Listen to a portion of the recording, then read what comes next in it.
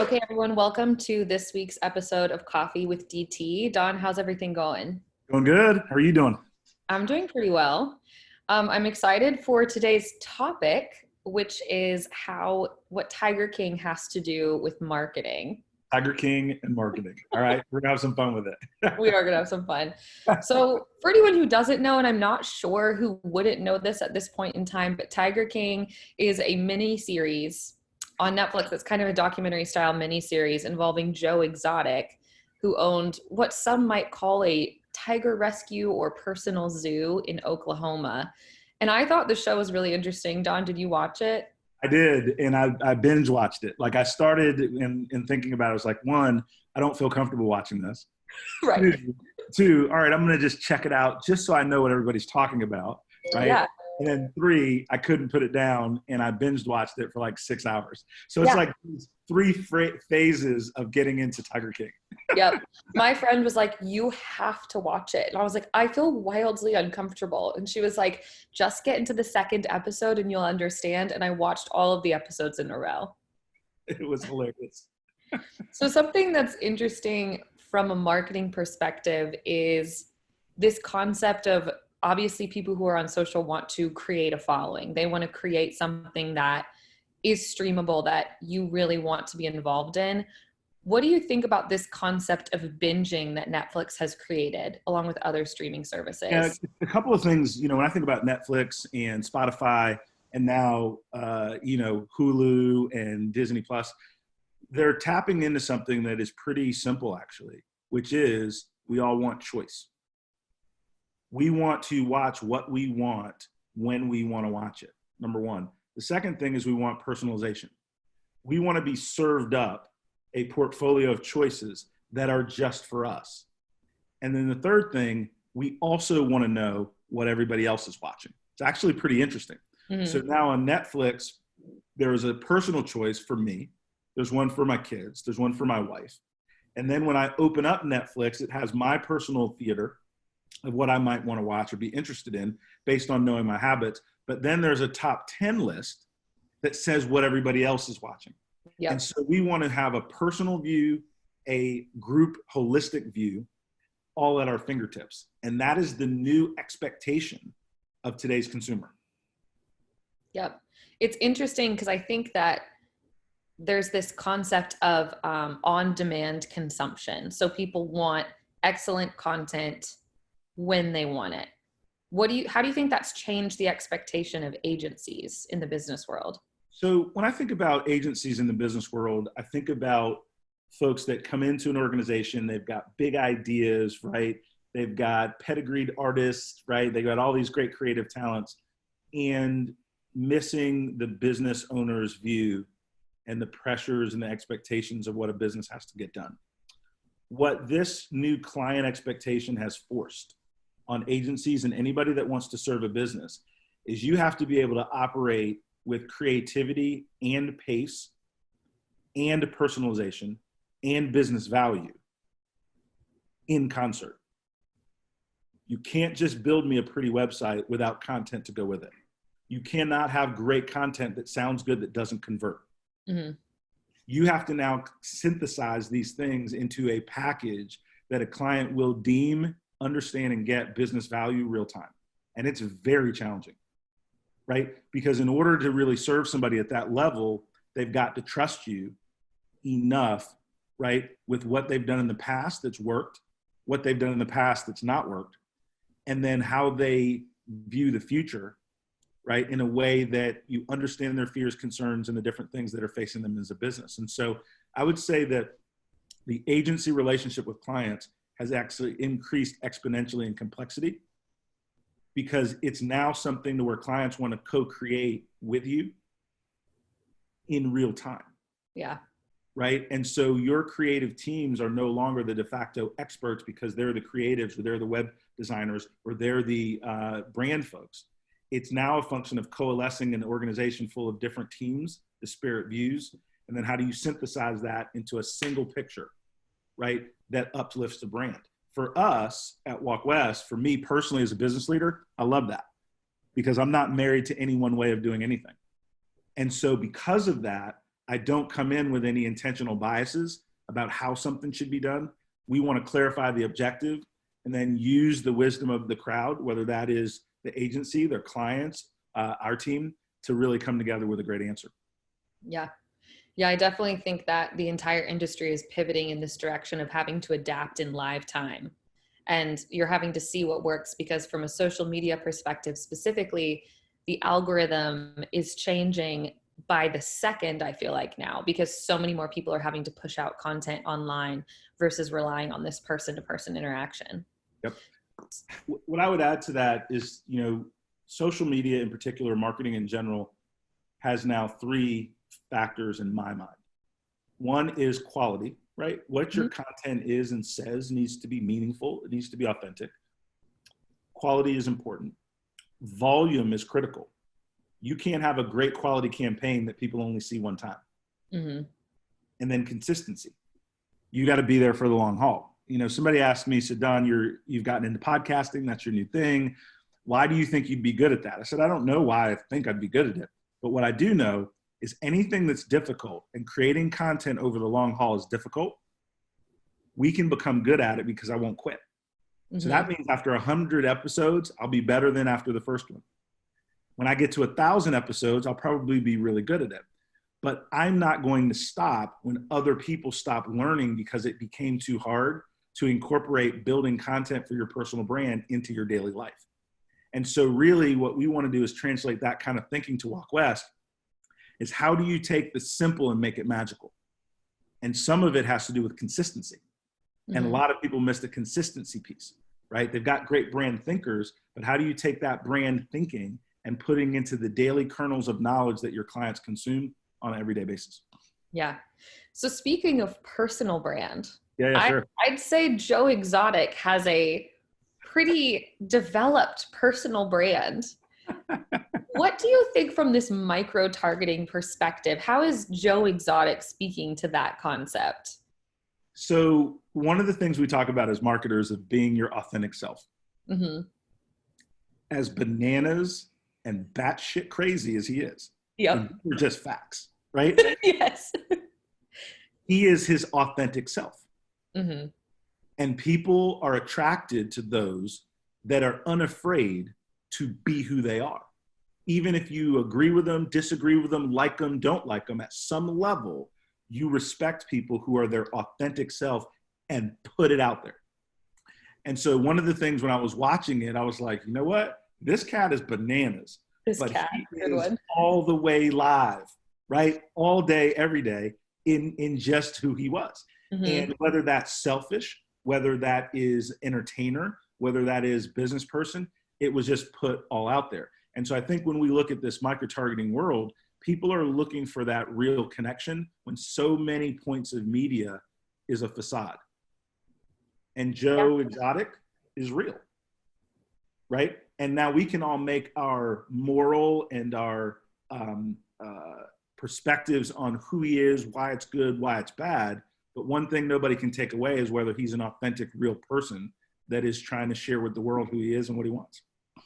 I think it could loosely speak to the fact that clients and consumers are becoming more intelligent, more well-educated. And we've moved from this concept of advertising-focused marketing to more relationship-focused marketing. So people want to feel like someone has a unique message that's actually who they are versus here's just a blanket statement that could apply to everyone. Yeah, I think that we're moving far and away past the time where the cliche jingles are driving markets. I think the customer today is empowered with too much evidence of who you truly are. Mm-hmm. If you take one snapshot, if you take one snapshot, and one of the things about putting yourself out there is you've got to risk looking ridiculous. I don't know what a snapshot is. Well, like you know what I mean? Like that's just ridiculous, right? Should we trademark it or no? Exactly. One snapshot of an individual is not their whole being. One snapshot of a company is not their whole being. There's enough evidence that it will validate who you are. Mm-hmm. And customers can now easily find that evidence. And so one of the things we're working on as a company with our clients is how do we create that authentic evidence of what you stand for as a company, so that when people research you, your true authentic self is on web, it's on your marketing website, it's in your podcast, it's in your case studies, it's in your client work, it's in the social work that you do for charities and nonprofits in your company. It's all of those things that encompass your true self, your true brand, and that evidence is out there. And so, you know what? Stop trying to hide behind what you hope you are, because what you are, you should just amplify, right? And that's the only thing that's going to cut through the noise. Yeah, I think that's an important message. A lot of clients, as they develop their brand voice, want to model themselves after other people. And I think it's really important to look at what your competitors are doing. But there's also a level of, you have to consider what's going to work the best for you, for your brand. What's your authentic message? And what is your team capable of delivering, right? A lot of times you don't know behind the covers what your competitors are doing and why. Mm-hmm. Right? They may have picked a focus area, not because it's the most strategic thing, but because that's the talent they have on the bench that they can execute against. And a lot of times what people do is they try to focus on competitors instead of being client first. When I talk to a client, I don't know if I'm the best person to help them or Walk West is the best person to do it. I just want to have a conversation so that we figure that out together. You're going to talk to 4 or 5 different people, so you figure out what's different between us and the competitors. Like, that's not my job. My job is to figure out how to help you best meet your goals with the tools, the team, and the thinking, right, that we can bring to bear on your problem. Mm-hmm. And that might not always mean that Walk West is the best fit for you. It does mean that we're smart enough, good enough, and credible enough that we should be in the conversation. So let's just have that conversation. And what I've found is that as I talk to executives about working together, that eases the room. And they can now talk to me about what they're seeing in other competitors, other people that they've saw, other things that they've worked through. And all I am initially in the sales process is a point of information and knowledge. And one of the things that makes us unique is that we give and share that knowledge in an authentic way. And they don't know why they feel it, but they feel a connection with that. So I'll give an example that's really important. We won a piece of business recently, and I won't go through the name, it's not important. But the client came back at the 11th hour with 3 or 4 really critical questions. And they said in a nice way, we'd like you to expand upon these things. What the customer loved is our approach to marketing. What the customer fell in love with was our team. What the customer saw is 2 or 3 gaps in our game that was holding us back from winning that business. And because that relationship trust was built, they gave us an opportunity to answer again what was missing from our proposal. Yeah. They wanted to work with us, so they gave us another chance at why. We answered these questions very thoughtfully. We brought in a couple of experts when we didn't have the strength on our team directly, and we then answered those questions, and 3 or 4 days later, the customer came back and we were selected. That customer chose us not because of just technical knowledge, it's because of the commitment they felt from us throughout the sales process, right? And that's just important in anything you do. Back to Joe Exotic, because it's one of the things that's pretty interesting.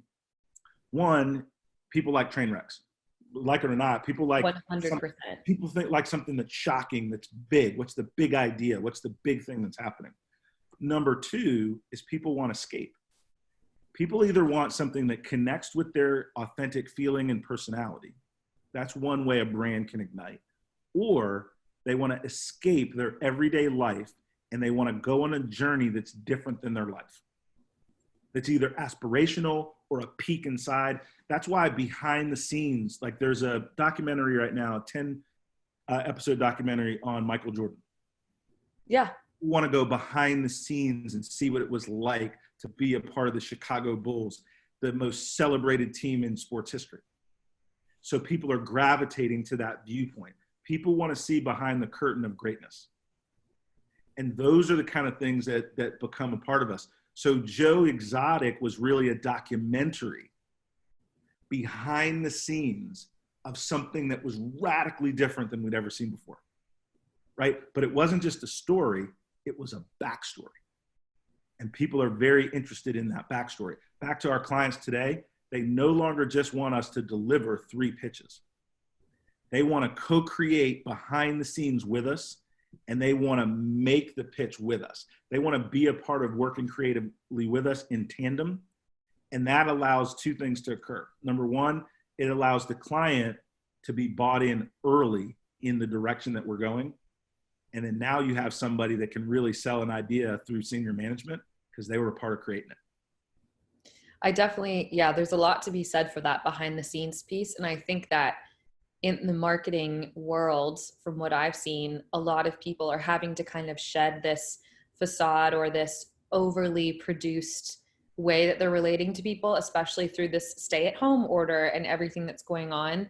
And I know there's a tendency as marketers or content creators to want everything to look a certain way and to be packaged really well. But you just have to push out that content and people are going to relate to something that is authentic. I think you unpack a lot in that. The way that I would extend that is it's okay to be real. Mm-hmm. And the customer is not going to give you points off that. They want people that can solve their problems. Like I'll relate this to, I was talking to a team internally, and one of the folks on the call said, Don, let me think through that and come back to you with a clear estimate. I said, no, tell me when it's going to be delivered right now. And they were like, well, I don't have all the information. And I said, nor will you in an hour. Your estimate is going to be the same in an hour. And they were like, well, okay, but I don't want to put this in a document and send it to the customer. So we settled on a date. She said, May the 15th. And I said, now right in front of May the 15th, write estimate. And then she was like, oh, that feels so much better. I was like, customers know you're guessing already. It's the best information you have with everything you know based on known caveats of interruption of flow, but no information is directionally terrible for a business stakeholder. Tell me what you know the best you can as fast as you can. Don't take another 3 days to give me an estimate that's equally wrong. Yep. And that's where it's important to pivot, you know? That's exactly right. And realize the difference between when you need certainty and when you need directional correctness. And most people live in the world of directional correctness when you're building something from 0 to 85%, when you're building something from 0 to 90%, and then you need absolute when you're looking at very specific launch dates, very specific campaigns, very specific ad buys, but you cannot do that at the start of a project. You can't do that. So then don't try to portray that you can. At each phase, you want to dial in more and more specificity, dial in more and more accuracy as you build your information and knowledge and collaboration with the various teams. And leaders understand that. So in the back of our mind, it's one of the reasons why anytime somebody gives me a date, I add 2 weeks or I add a week. The developer gives me an estimate. Like I'm like, okay, fine, double, right? Whatever. I already know that it's like, all I'm trying to figure out is the factor of safety I have to put on any information anyway. But let's just walk through a direction as quickly as possible and we'll narrow it down together. Yeah.